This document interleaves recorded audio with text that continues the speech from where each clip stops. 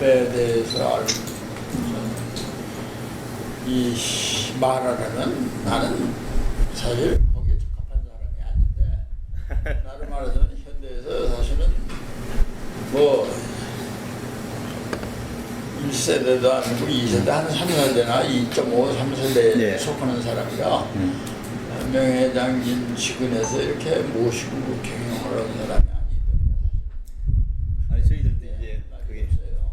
가까이 계신 1세대, 1.5세대, 2세대 이런 식으로 해야만 이게 객관성이 보장되니까 그분들이 다 좀 더 가까이서 네. 측근에서 모시고 그래서 아시는 게 많았지만 난 사실 그렇지 못했어요. 멀쩡한 먼 자리에서 명예회장님의 여러 가지 경영하는 주말이라든지 그런 거에 대한 그걸 이해하고 그러한 경영 철학을 실무에 옮기고 싶다는 의욕은 가지고 있던 사람 중에 하나지만 예. 측근에서 모시지 못했어요. 그래서 여기는 질문 퀘셔너를 전부 보긴 봤는데요. 예. 그중에서 명예회장님에 관해서 뭘 좀 제도를 하고 싶다 그러면 나는 그렇게 착한 사람은 아니에요. 예. 아시는 대로 그만 해주시면 됩니다. 많은 분들 저희들도 이제 그 가면서 좀 굉장히 지근거리에서 좀 하신 분도 있고 좀 한 발 떨어져 가지고 이제 하나의 어떤 그런 그 직진반 경영자로 하신 분도 있고 해가지고 그런 자료들이 이제 다 종합돼야만이 이제 우리 창업자를 제대로 평가를 시키기 때문에 우리 사장 같은 경우도 굉장히 중요합니다.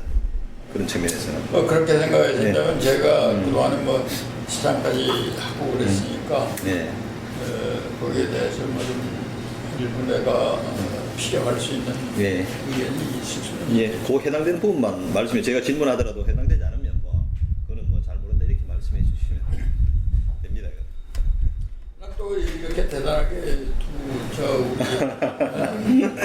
저희 학교에서 이제 하다 보니까 우리 기록화 그리고 영상도 좀 자료를 남겨놔야 되기 때문에 뭐 옛날 같은 경우 녹음만 하면 되지만 지금 앞으로 이제 영상 이런 것도 예술적인 분야 들어가기 때문에 특별히 저희들이 따로 이제 소리 여친 없이 저희들 따로 계약해가지고 진행하고 있는 상황입니다.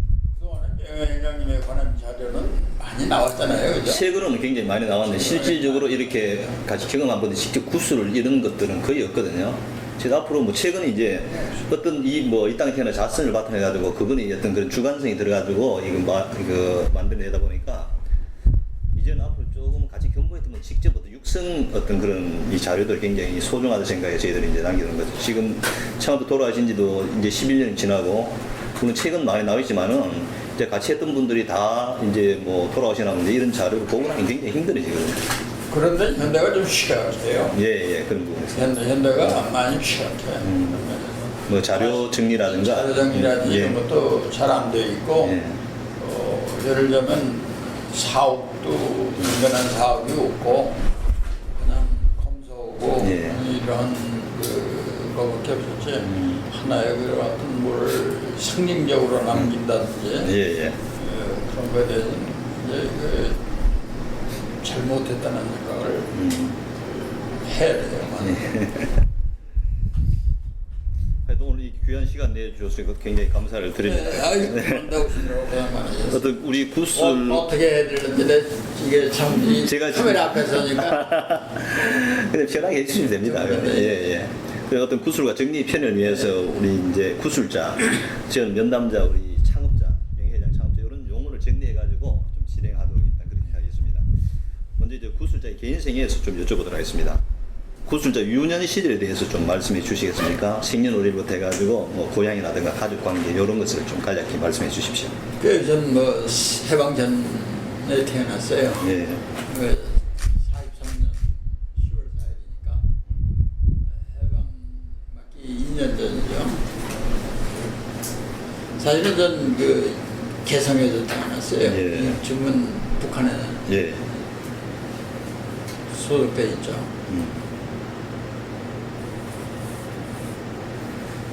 가족 관계는 어땠습니까? 가족 관계는 지금 현재 제 처 위로 누님 두 분이 계시고 밑으로 동생들이 있고 남동생들이 네. 그리고 저희 직계로는 일남이죠. 네. 걔네들이 또 다 애들을 가져가지고 예. 지금 현재 우리 손녀가 셋이고 예. 손자가 하나. 예. 손자가 하나, 손녀가 넷이구나. 네. 우리 구슬자의 어릴 때 뭐 가정 형편은 좀 어땠습니까? 이제 개성에서 태어났다 그랬는데. 개성에서는 비교적 좀 유복한 집안에서 태어났다고 이렇게 말씀드릴 수 있겠어요. 아버님께서 굉장히 큰 개성이 인삼으로 유명하죠. 예. 인삼 무역을 하셔가지고 예. 유복하게 태어나서 그 유년기를 좀 응석바지로 이렇게 자랐어요. 예. 더구나 또 그때는 아들에 대한 선호가 굉장히 예. 높았잖아요. 예. 누님하고 제일 큰 누님하고 차이가 9살이에요. 예. 그러니까 상당히 귀한 아들이 됐었죠. 그래서 좀 그런 응석바지의 어린 시절을 보냈다고 말씀드렸죠. 그러면 학창 시절 중에서 기억에 남는 일이 있다면 좀 말씀해 주시겠습니까? 학창시절 기억은 뭐 돌아가자면 내가 6.25를 맞이한 게 7살 때예요. 예. 7살 때였는데 그때도 저는 그렇게 그런 데서 자라고 그런데 아버님하고 큰누님하고는 미리 서울에 와 계셨고 우리는 6.25를 그냥 개성에서 맞았어요. 예. 나하고 위에 누님하고 밑에 동생 하나하고 그래가지고 바로 이 북괴가 쳐내려오는 걸 그냥 눈앞에서 다 본 거죠. 그래서 갑자기 이제 가장도 없으시고 그래가지고 그때 사실은 상당히 어려웠어요. 다니면서 그때 기억에 남는 게 다니면서 그 폭격기가 왔다 갔다 하는 거에 대한 두려움이라든지 이런 걸 몰랐었던 것 같아요. 하다 철부지였었는지 뭐 용기가 있었는지는 모르지만 그래서 나가서 그 땔감도 뭐 갔다가 하고 그리고 먹을 게 없는 형편인데 그때 뭐 그 감옥소 같은 데도 가가지고 그 곤피라는 거 있죠 지금. 예. 네. 그거 갖다가 먹고 그런 적도 있어요. 그래서 지금 지나고 보니까 말이야 상당히 그런 데 대한 생이라는 뭐 어떤 그런 그 본능적인 뭐가 있었지 않느냐 하는 건 느껴요. 학교 다닐 때는 난 사실 운동을 참 좋아했어요. 예. 야구를 좋아해서 야구를 할까 그러는데 집에서 우리 아버님이 상당히 완고하셔가지고 예. 공부 이외에는 뭐 별로 이렇게 해주신 게 없어요. 그래가지고 상대방에는 갈등도 느끼고 그랬어요. 그래서 또 그런 데 태어나서 그런 게 연장선상에 그렇게 하더니 좀 유약하다 그럴까 그런 데는 있었는데 좀 하나 내가 특히 나는 좀 끈질긴 데가 있어요. 뭘 한번 하고자 하면 좀 불독꽃에 안 놓고 끝까지 그 끝장을 봐야 돼요. 예. 그래서 요즘도 뭐 생각나면 바로 뭐 인터넷 들어가서 찾아봐야 되고 그걸 풀어야 잠자리에 들어요. 그게 그때부터 좀 있었고 난 또 수학을 좋아했어요. 예. 국어를 굉장히 싫어했고 국어하고 한문을 싫어해가지고 내가 그거만 잘했으면 더 좋은 그것도 했을 텐데 왜 그렇게 싫어했는지 몰라. 그런데 지금 돌이켜 생각하면 참 잘못했다. 내가 그런 거에 대한 게 국어를 왜 그렇게 싫어하고 내가 논리적인 사고라든지 이런 걸 참 좋아했어요. 예. 뭐 그러다 보니까 1+1, 2+2의 인생을 사는 그런 것도 있었지 않나. 그래서 국어를 좋아했으면 그러한 그 사고의 능력이 달라졌을 거다. 운해 활동을 많이 좀 해서 운해 활동을 하면서 덜 한 세대예요. 그 책을 봐도 그 논리적인 책만 보고 이렇게 문학적인 책이란 이런 거하고는 그렇게 깊이 있게 하지를 못했어요. 예. 참 그런 단점이 있는 학창 시절을 보냈죠. 뭐. 그럼 대학 생활은 좀 어땠어요? 방황도 그래. 대학생활은 그냥 노는데 많은 시간을 보냈어요. 무슨 과를 들어갔죠? 그럼 수학을 조선과. 조선과를 들어갔어요. 예. 조선과 들어갔는데 그 조선과 들어간 놈이 첫 번 하나를 내가 재수했어요. 네. 첫 해에는 내가 뭔지 그 건축 토목을 지원을 했어요. 그래서 떨어졌어요. 떨어진 게 하나는 국어 점수가 개판. 국어 점수가. 수학은 100점을 받았는데. 근데 그걸 못하고 물리도 잘 나오고 그랬는데. 재수를 해가지고 그 다음에 그 건축을 계속 할까 안 할까 갈등을 좀 느꼈는데 그때가 이제 내가 고등학교 졸업할 때 62년대예요. 그러니까 혁명 나고 1년인데 그때 박정희 대통령께서 산업화 그 경제개발 계획 게 1차 하시고 그때 조선과 학생들 유학 보냈어요. 예. 독일로 유학 보냈었다고. 근데 친구를 통해서 이렇게 들으니까 뭐 상당히 그 앞으로 유명하지 않겠느냐 참 것을 이뤄줄 거다 해서 조선을 택해서 들어오고 난 다음에도 사실은 유학도 좀 생각을 하고 그랬는데 그때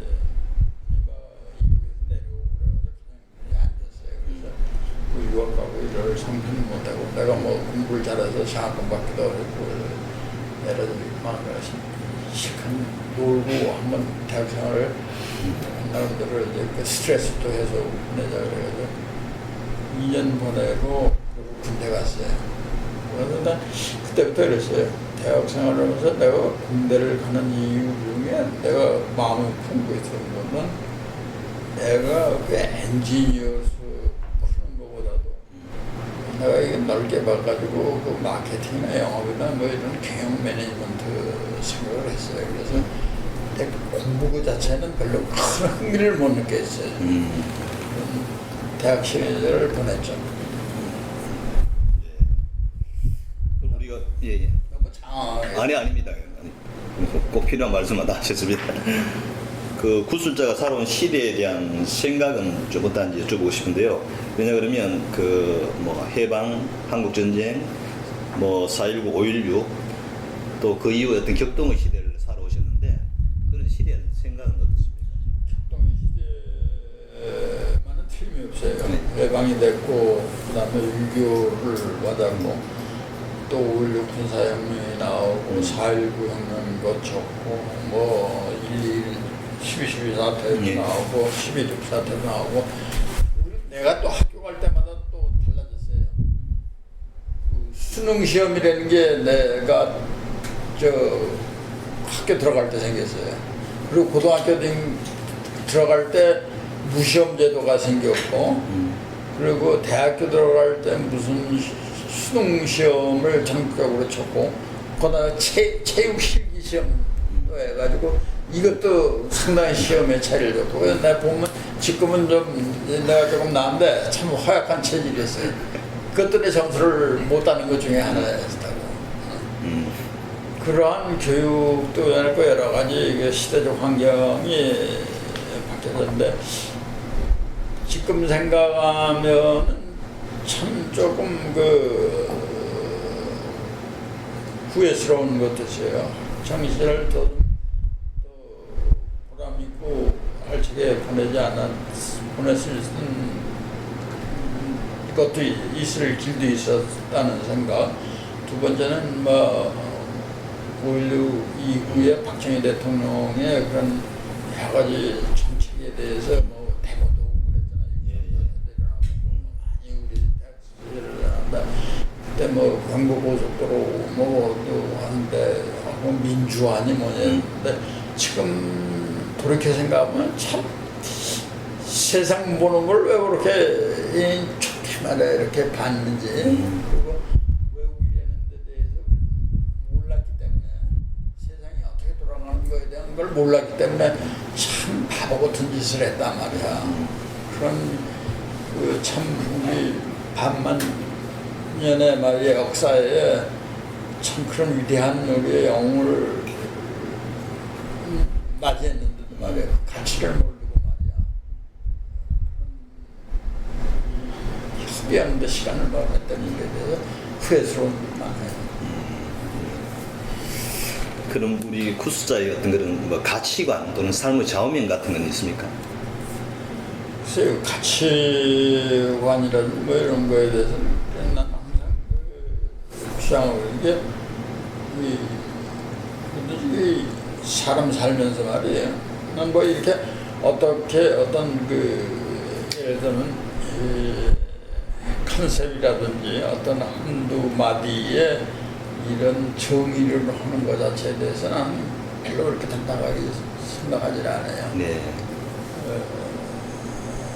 나는 그렇게 하면서 삶이라는 게 삶에서 우리는 어려운 어떤 여건을 해야 할 때 그를 풀기 위해서 우리 스스로가 있는 거거든요. 어떤 우리 스스로가 어떤 환경을 갖다가 우리가 엔조이하고 그거에 있는 환경에서 더불어 사는 거에 대해서 상당히 이거는 삶의 가치가 있는 게 아니냐. 삶이라는 건 계속 뭔가를 새로 개척하고 뭔가 부가가치를 창출해내는 그런 창조적인 그런 생활을 해야 되지 않느냐. 그러기 위해서는 노력을 해야 되고 항상 성실하게 되고 그런 게 필요하지 않느냐. 그리고 서로 저는 이렇게 회사 다니면서도 그랬어요. 저는 우리 현대의 기질로 보자면 이렇게 굉장히 수직적인 중공업이라든지 건설이라든지 수직적인 그런 어떤 그런 조직 사회에서 살았기 때문에 군대 같은 밀리터리 문화가 해가지고 이렇게 명령계통으로 하지 않느냐 이렇게 생각하는데 나는 CEO하고 CEO는 많은 시간을 듣는 데 보냈어요. 예.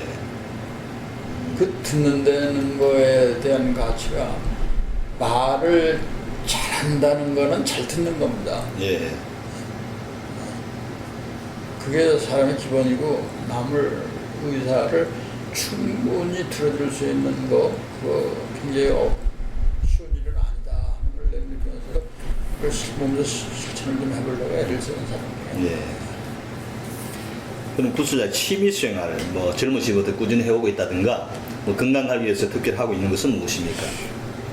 운동을 좋아했어요. 예. 운동을 좋아했는데 그 다음에 이 사회에 나와서 있으면서 그 운동을 지속적으로 못했어요. 못하고 그때는 뭐 어려울 때니까 완전히 먹고 살아야 된다는 그런 환경. 예. 그가 우리 최대 급산이었었고 또 내가 나오면서 여러 가지 어려운 환경에 몇 번 놓였었어요. 처음에 산업은행을 간 게 대해서 공대 나온 사람이 왜 은행을 갔어 이렇게 생각하실지도 모릅니다. 그때 산업은행은 1차, 2차 5개년 계획을 하면서 중립 축구를 했거든요. 예. 펀딩 리소스십이기 때문에 그런 데 가게 되면은 좀 더 넓은 세상을 볼 수 있지 않느냐 우리 산업 자체에 대해서. 그러고 나서는 내가 어디 가서 내가 기여할 수 있는 산업체로 가겠다 하는 생각을 했었어요. 그러고 들어갔기 때문에 4년 후에는 손을 털고 나왔어요. 산업에서 나와가지고 사실은 현대중공업에 바로 오지 않고 동남샤프라는 회사에 갔었어요. 미디움 스케일 회사였었는데 전기전자 업체에 있었어요. 네. 처음 우리 TV 리모트 컨트롤 TV를 예. 처음 만들어낸 회사입니다. 중요한 기업이었었는데 그 회사 한 2년간 있었는데 거덜이 나버렸어요. 왜 거덜이났냐? 이 럭키하고 그때 LG밖에 없었는데 삼성이 후발주자로 나오면서 삼성이 거의 시장에 들어오고 나서 거대한 자본력으로 그냥 공세를 취하니까 좋은 회사가 기술이 있어도 살아날 길이 없어요. 대리점들 다 가져가고 뭐 그러니까 그런 기업에서 내가 좀 더 선진적인 그 기업에서 내가 뭐 좀 기여를 하고 뭐 해보고 싶다고 엄청 노력을 하고 그 나름 되는데 안 되더라고요. 그래서 야 이건 이렇게 되는 게 아니구나. 생각만 되는 게 아니구나. 그래서 현대중공업으로 다시 컴백해서 조인을 하고. 그럼 지금 어떤 특히 취미 활동하고 있는 것은? 지금 내가 취미 활동하고 있는 거는 이제 좀 골프 치고 책 읽는 걸 상당히 좋아해요. 예. 경영에 관한 책도 많이 좀 아마 상당히 많이 읽은 축일 거예요. 예. 또 요새는 그 우리 문화 역사에 대해서 많이 좀 글쎄 우리 문화 우리를 너무 모르는 것 같아요. 내가 해외 생활을 한 11년, 12년 했어요. 예. 해외 생활하면서 해외에 대해서는 좀 알고 해외에 대해서는 뭘 안다고 뻑적거리고 다녔는데 야 이게 사람이 나는 거꾸로 살았구나. 우리 걸 알고 살아야 되는데 그전에 세계화 국제화다 뭐 대통령들하고 막 다 얘기를 했는데 세계화 국제화라는 게 뭐냐면은 우리 걸 가지고 나서 우리 걸 국제화시키는 거지 다른 나라 걸 수입을 해서 거기에 우리를 맞추는 거지. 이거는 아니다 하는 생각이 깊었거든요. 그래서 조선을 하면 중국어로 해서 우리 현대 스탠다드가 인터내셔널 스탠다드로 만들어야지. 그게 우리가 할 일이다 말이야. 이렇게 생각을 해서 좀 더 운동으로는 골프하고 오후 한 4시쯤 되면 꼭 그 피트니스 클럽 가서 한 3시간 만에 체력 운동도 한 4, 50분 하고 달리기도 이제 걷는 것도 한 50분 정도 하고 이런 스트레칭입니다. 예. 자, 그럼 구서 직장 생활에 대해서 좀 여쭤보도록 하겠습니다. 아까 잠깐 말씀하셨는데 1970년 2월에 산업은행에 입사한 것으로 되어 있습니다. 여기 대학 졸업 후 첫 직장입니까? 첫 직장이죠. 군대 갔다 오고 나서 첫 직장으로 오게 들어갔어요. 예. 그래서 대형 조선소의 사업상 검토를 제일 처음에 사실은 현대가 들어오질 않았어요. 예. 지금 돌아가신 게 누구야? 남궁원 남궁 호지 그 양반이 대한조선공사를 인수한 그 남궁호가 아들이 남궁원이지 뭔데 모르겠다. 한번 찾아오세요. 예. 그 양반이 사실은 처음 하겠다고 들어왔어요. 근데 산업원에서 비토를 놓았다고. 너무 스케일이 크고 감당할 수가 없다. 예. 그래가지고 사업상업 때 겁을 내고 난 다음에 현대중공업이 72년도인가 이렇게 들어왔어요. 그래서 그때는 사업상검토를 하지 않고 그냥 소유자금만 산출을 해가지고 이제 지원을 했는데 그때의 생각하고 지금 와서 생각하면 그것도 아까 모두에 내가 그 박정희 대통령 민주화 뭐 이런 거에 대해 얘기했다시피 참 그 좁은 세계에서 본 게 얼마나 큰 오류를 낼 수 있는가 하는 거 말이에요. 그런 걸 또 다시 한번 느끼는 계기가. 그러면 그 산업은행 근무하실 적에 현대그룹 조선소 그 그래. 계획서를 받아 보셨네요. 간접적으로 참여했어요. 간접적으로 참여했죠. 그때 골리아스 크레인도 감명적인 게 우리 명예장 골리아스 크레인도 아마 다른 남궁호 씨가 해서 뭐 수입해서 그대로 썼을 거예요. 우리 명예장님이니까 그거 일부 중요 부품만 들어가지고 그 제관은 다 우리가 할 수 있지 않느냐 그래가지고 다 우리가 제작해서 조립해서 탑재했어요.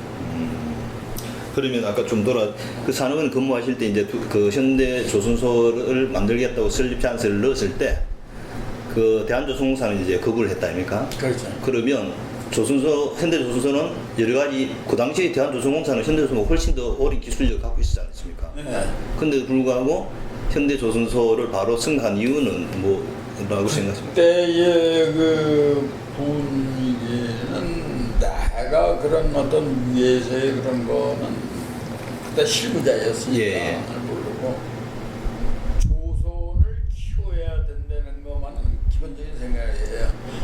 대신 얼마를 그걸 어떻게 하는 게 가장 적정한 그 우리가 감내할 수준이냐 하는데 우리가 이제 집착을 한 거였었죠. 그렇기 때문에 조선이라는 그 조선을 육성해야 되는 큰 명제에 대해서 사전 합의가 있었던 거예요. 사전 합의가 있었기 그런 때문에. 정책과 사전 합의가 있었어요. 예. 그런데 거기에도 구체적으로 들어오고 구체적으로 해가지고 조선에게 사업 계획을 꾸며가지고 오고 전반적으로의 그런 하겠다는 의지나 세부 실천 능력이 앞섰다고 봐야겠죠. 그러다 이제 1976년 11월에 현대중공에 입사한 것으로 되어 있습니다. 그 회사를 옮긴 특별한 이유가 있습니까? 그 지금 말씀드렸다시피 네. 첫째 직장은 난 성공적으로 보냈어요. 예. 상당히 많은 걸 배웠으니까. 예. 우리나라 산업 규모라든지 국제 산업이 어떻게 돌아간다 하는 것도 봤었고 그때 지금 현대제철이 인천제철의 그 전기로 해가지고 그 상당히 이 사업 실패도 받고 그 여러 가지 그때 유명 그 펀딩 회사에 있었는데 저기 그런 여러 가지 문제도 봤었고 두 번째 직장에서는 내가 생각했던 대로 안 되고 여러 가지 사업이라는 게 이제 어떤 그 규모가 돼야지 그렇지 않고는 이런 그 자본주의 사회에서는 살아남기 어렵다는 걸 알고 또 내가 생각하는 게 그동안에 현대중공업의 여러 가지 그 사업 실천하는 거 말이죠. 골리아스 크레인을 갖다 다 수입안하고 스스로 제작해가지고 하고 그 배도 첫 번째 호선도 바로 공장을 지으면서 배도 짓고 이거는 있을 수 없는 얘기예요. 그런데 엄청난 그때로 말하자면 이 쇼크를 받은 거지 뭐. 야 이게 가능하고 이게 되는구나. 이게 이제 근데 그때는 그럼 공채로 들어왔으면 특징이십니까? 그때는 간부사원으로 들었어요. 아, 내가 간부사원. 6년이라는 세월을 풀려보냈기 때문에 간부사원으로 들어가지고 과장으로 처음 들어가지고 조선으로 바로 가지 않고 플랜트 사업으로 갔어요. 예.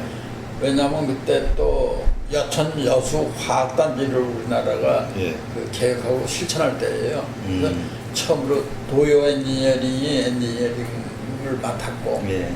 그래가지고 처음으로 국제 입찰이라는 걸 하고 처음으로 영어로 입찰서를 제출했다고요. 이때. 그럼 여천석유화 여천석유화. 예. 그래서 그걸 봤기 때문에 조선도 조선이지만 이러한 공장을 만들고 오는 데 대해서 야 한번 해볼 만한 도전해볼 만한 거 아니냐. 자부심 굉장히 많이 그래서 플랜트 사업본부에 들어가가지고 마케팅에서 영업했어요. 그럼 입사 당시 그 당시 어떤 회사 분위기는 좀 어땠습니까? 회사 분위기는 뭐 어떤 당급사회 하자 말이야 하면 된다. 그냥 뭐 그때는 시간 가는 줄 몰랐어요. 정말 뭐든지 다 정말 이 세상이 품 안에 들어온 것 같이 말이지 뭔가 그 느낌이 그랬어요. 시간 가는 줄 모르고 밤에 아침 새벽 별 보고 나와서 별 보고 들어갔어요.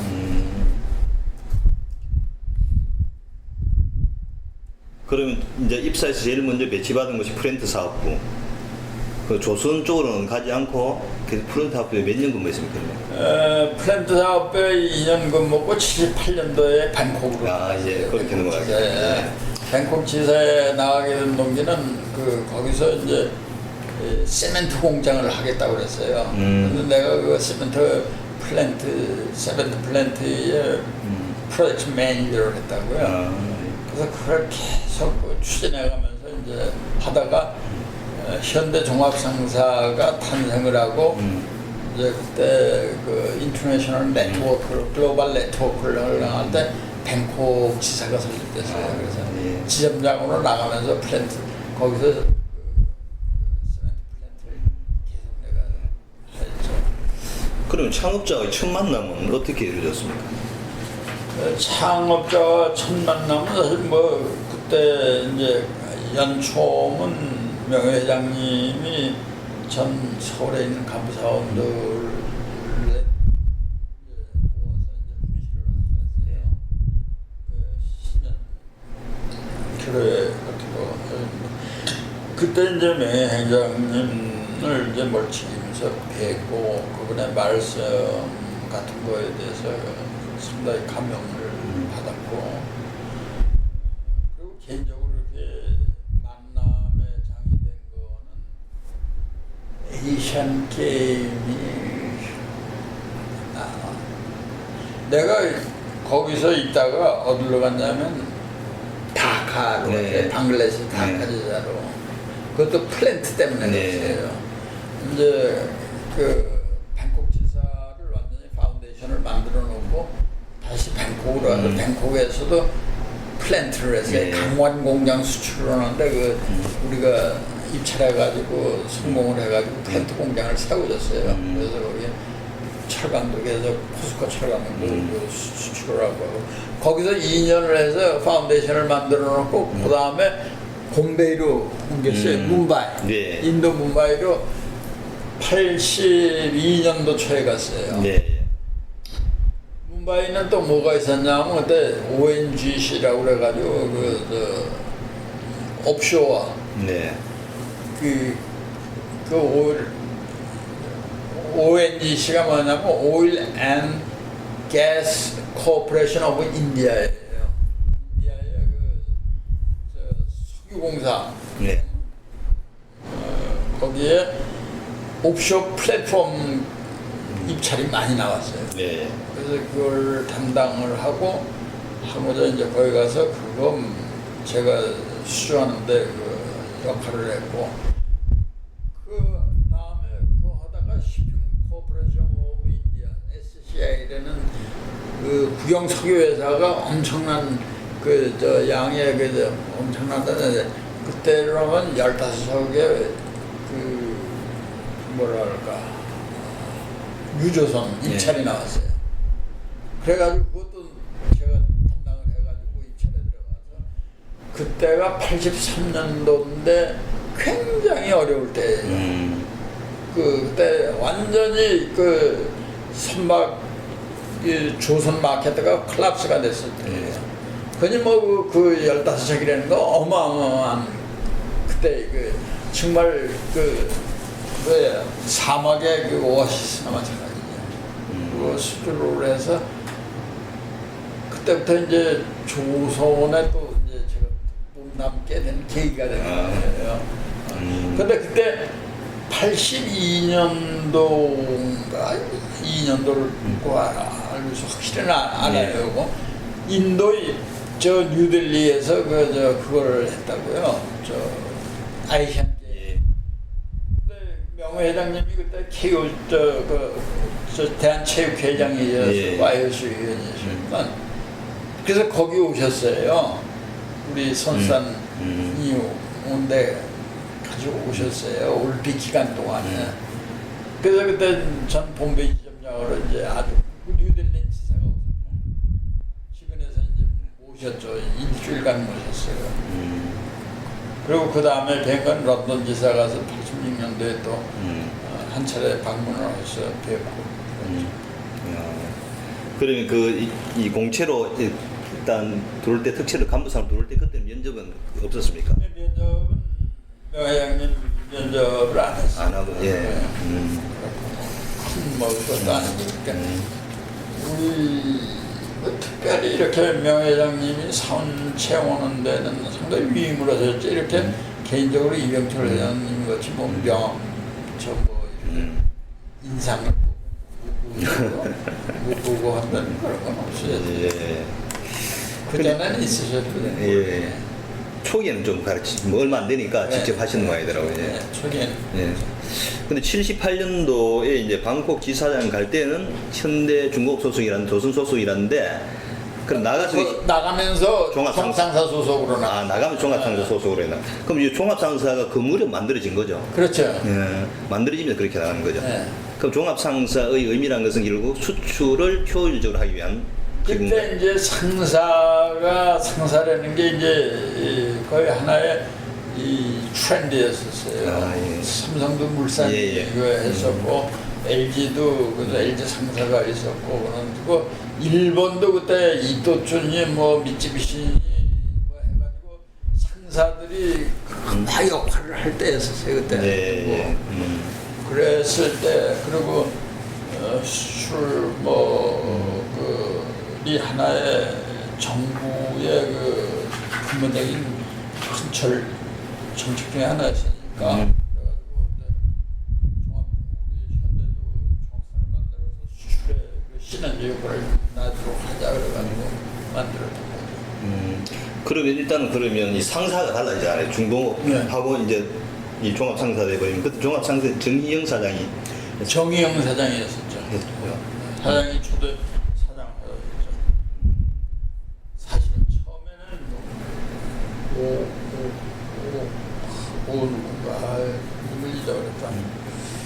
그 정의영 사장이 하셨어요. 근데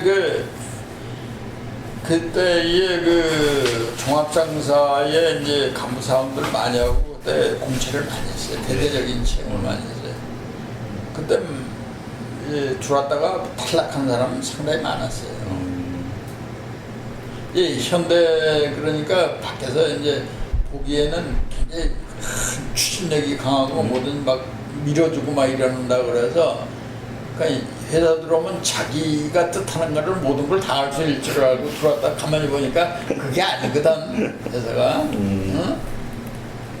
그래서 탈락하는 사람이 많았어요. 명예장님도 외부적으로 볼 때는 굉장히 저분이 추진력만 강하고 뭐든지 그 배심 좋게 막 밀어붙이는 그런 스타일이지 않느냐 이렇게 생각하는 사람들이 아직도 많은데 예. 아유, 절대 그거 아니에요. 명예장님만큼 치밀하게 생각을 하시고 많은 시간을 보내시고 난 다음에 일단 그게 가능성이 있을 때 추진을 하실 때 한 번 추진을 하다 결심하시면 그 의지를 안 꺾고 천연에 성공화시키는 그런 의미였지. 아이고 나 그냥 이렇게 무대뽀를 밀어붙인다. 그런 거는 생각해도 너무 잘못 회장님을 잘못 생각하는 거예요. 네. 자, 그래도 1984년도 다시 현대중공업 조선사업본부 이사로 오셨는데 다시 중공업으로 오게 된 배경은 무엇입니까? 그 SCI 이제 선박수주 15 이제 창을 하고, 했잖아요. 그래서 이제 그때는 참 허기진데 말이야 며칠 굶는데 정말 끼니를 굶다가 이렇게 들어와서 하니까 잘해줘야 될 거 아니에요. 예. 그러니까 내가 그걸 수주도 했으니까 그것도 인도까지 잘 관리를 하려고 해가지고 조선사업부로 해가지고 왔고 내가 백그라운드가 또 조선 아니에요. 예. 그러니까 조선에서 스카우트한 거. 그럼 아까 잠깐 말씀했지만 그 수주 15척 때문에 현대중공업 분이 그 당시 굉장히 불황이 났지 않습니까? 엄청 근데 불안해. 그때 분위기는 좀 어땠습니까? 좀? 아유, 그때 말 못해. 내가 그 들어가지고 85년도 이제 본사 근무라고 계약관리부 했어요. 네. 조선 계약관리부라는 거는 조선, 신조선 수주를 하게 되면 그 컨트랙 매니지먼트예요. 그걸 전부 계약이 수행이 돼가지고 인도가 될 때까지 그 모든 선주와 커뮤니케이션을 이 계약관리부에서 하고 모든 그 자료라든지 모든 걸 다 해요. 그래서 완전히 인도할 때까지 인도에 관한 법적 절차까지 다 하는 게 제 임무였어요. 수주도 어렵지만 선박 내보내기도 어려웠어요. 예. 그 울산 우리 조선소가 완전히 부산 항구보다도 더 휘황찬란했어요. 왜냐하면 배들마다 가져가면 하루에 몇만 불씩 손해를 보니까 배는 넘쳐나지 화물은 없지. 그러니까 배를 가져가면 그냥 그때부터 감가상각부터 해가지고 뭐 거기 사람들 선원들 비용 뭐 해가지고 그냥 운선하니까 배 어떻게 하면 안 가지고 가느냐가 이 선주들 머리에서 떠나질 않는 거예요. 근데 합법적으로 안 가지고 가는 방법이라는 게 유일한 게 기술적인 클레임을 거는 거예요. 이거 잘못됐다 저거 잘못됐다. 그러니까 배에 뭐 수십만 개의 부품이 모아가지고 되는 배에 하자라는 거는 이거는 없을 수가 없거든요. 네. 그렇기 때문에 계약상에서도 마이너한 그 기술적인 사항으로 해가지고는 리젝트 못하게 돼 있어요. 가져가고 그거에 대한 걸 나중에 그 우리가 아프터 서비스를 해고 이렇게 했는데 그렇더라도 막 온갖 그 기술적인 클레임을 다 거는 거예요. 네. 그래가지고 근데 그거 하는 동안에 밤에 한 2-3시간 못 잤어요. 그러고 나서 내가 그냥 그 시달려고 정신적으로 핍박을 해가지고 또 동남아 생활을 하면서도 굉장히 핍박했어요. 왜냐하면 이 동남아 사람들이 우리보다도 영어도 훨씬 더 잘하고 뭐 초과된 친구들이라고요. 그 나라는 어떨런지 몰라도 뱅콕이라는 거, bombay라는 거 이런 이건 우리보다 훨씬 더 국제 글로벌라이즈된 도시거든요. 사람도 교육도 다 외국에서 받은 친구들이고. 그러니까 굉장히 이 사람들을 보게 되면 어떤 의미에서는 말이에요. 이 무슨 딜을 추진하면서도 항상 그 염두에 두고 크로스 체크를 안 하게 되면은 이 false information 그냥 거짓 정보들을 횡행하는 거예요. 거짓 보고도 들어오고. 그런 데서 살면서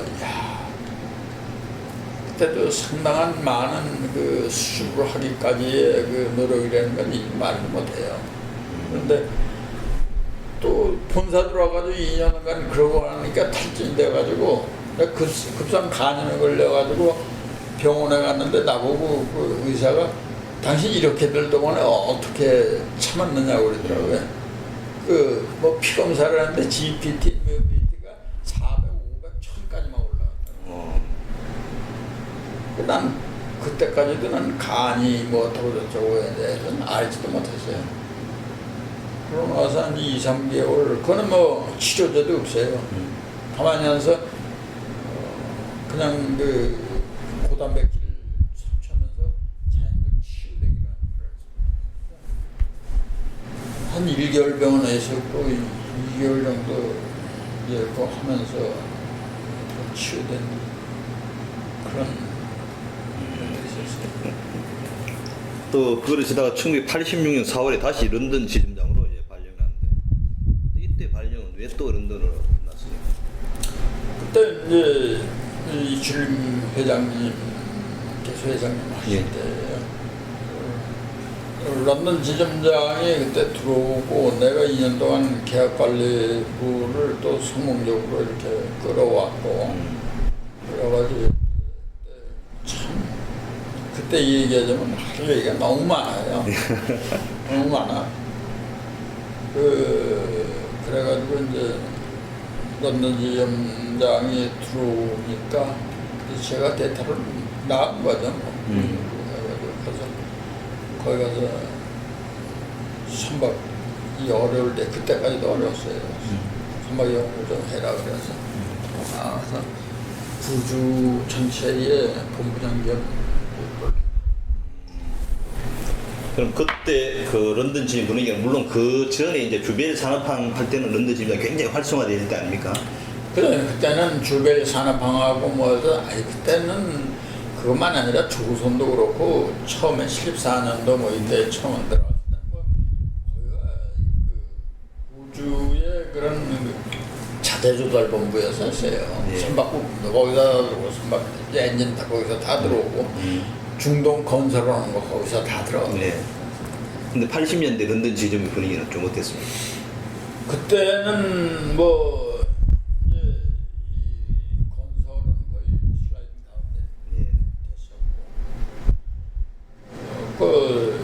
런던이라는 데가 이 해상교통의 중심, 해상과 관계된 거에 대한 그 중심이 아닙니까? 네. 그리고 영국이 오션 엔지니어링의 자료는 세계적으로 제일 많은 나라입니다. 예. 5대 육대주를 옛날에 경영한 나라니까. 그리고 잘 아다시피 로이드 그 선급이 거기 있고 로이드 보험이 거기 있고 그러니까 해상교통의 중심지였어요. 해상교통에 관한 모든 산업의 중심지라고. 자금, 보험, 무역, 뭐에 대한 중심이었다고요. 그러니까 거기에 이 조선시장이 중심지라고 봐야죠. 세계의 중심지. 그때도 지금 80년대는 전반적으로 세계 경기가 이제 불황이나 조선산 불황인 시절 아니었습니까? 그럴 때도 거기의 분위기는 좀 굉장히 냉각돼 있었죠. 냉각돼 있었죠. 냉각돼 있었는데 거기 돌파구를 제가 처리한 게 AP 몰라라는 대형 선주와로부터 VSC 4척을 제가 수주를 했어요. 86년도에. 87년도에. 87년도. 네, 86년도가 86년 말인가 7년도쯤. AP 몰라는 지금 글로벌의 제일 큰 회사입니다. 예. 특히 컨테이너 선으로는 타의 추정을 불어넣는 그런 회사와 관계를 맺고 제가 그 물꼬를 트고 그 아마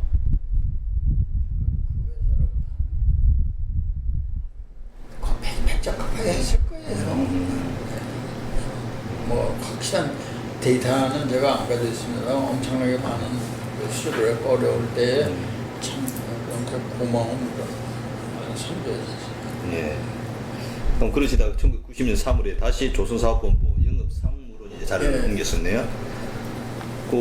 요때 이제 완전히 또 이제 지점에서 오셔가지고 이제 영업 파트 이제 책임자 된 거죠. 그렇죠. 예. 그때 현대중공업 분위기는 좀 어땠습니까? 그때도 시황이 그렇게 활성화되진 않았어요. 아, 예. 하지만 업앤다운이 있었는데 전체적으로는 약간 픽업된 그런 상황이었었죠. 픽업되는 상황이었는데 그때도 그냥 쉬운 만만한 그 시황은 아니고 그때 보게 되면 들쭉날쭉해요. 선박 수주가 참 일감 쳤는데 정말 혈안이 됐다 싶어요. 그리고 회사 내부적으로도 뭐 그때 이제 노사분규라든가 이런 것들이 굉장히 좀 힘들 때가 아닌가. 80년대가 제일 힘들었고 예. 90년대 들어와서는 조금 더 좀 수강 상태로 가고 그 전보다는 그런 조금 합리적인 그런 대처가 가능할 수 있을 때로 예. 근데 그 일반적으로 현대중공업 영업본부와 현대종합상사의 업무 차이가 좀 있습니까? 현대종합상사는 이제 그 전 세계 이제 상품을 전부 취급하고 네. 우리